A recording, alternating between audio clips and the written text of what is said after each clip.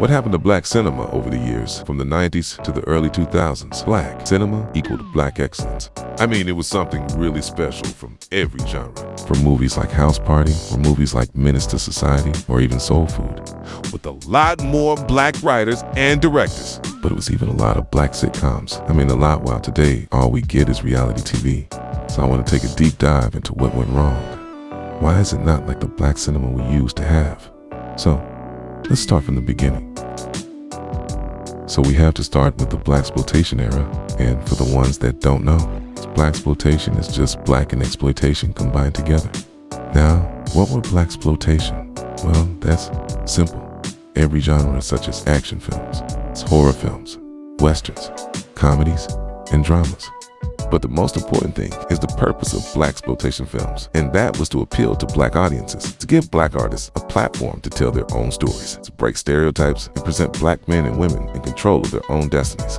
With some of these films, even inspiring remakes for newer generations, like the movie Shaft or Superfly.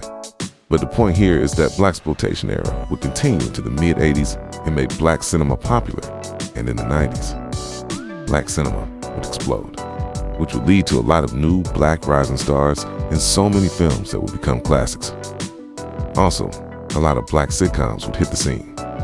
It was to the point where even Nickelodeon would join in and capture young black audiences with Kenan and Kel, which is a classic, by the way. Oh, and let's not forget Cousin Skeeter. Black shows and movies continued into the early 2000s. But why did this just stop? Let's start with the TV shows.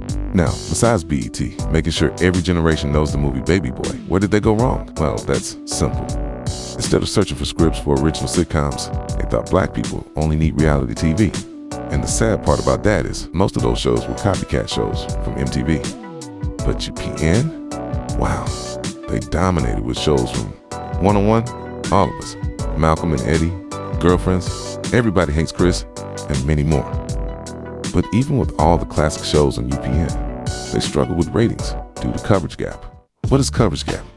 A situation where a particular TV channel or network isn't reaching a significant portion of the potential audience in a specific geographic area, meaning there are viewers within that region who cannot access their programming due to limitations like signal strength or lack of distribution on local cable providers. It's essentially a gap in the reach of the broadcast signal, which led to the end of UPN and what we know now is the CW, with Warner Brothers and CBS. It's combined and going with a different demographic.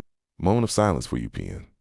Now, my theory for why we do not have black cinema like the 80s, 90s, and early 2000s is because black directors and actors don't put each other in how they used to. They'd rather have the big star-studded cast to try and make the most money.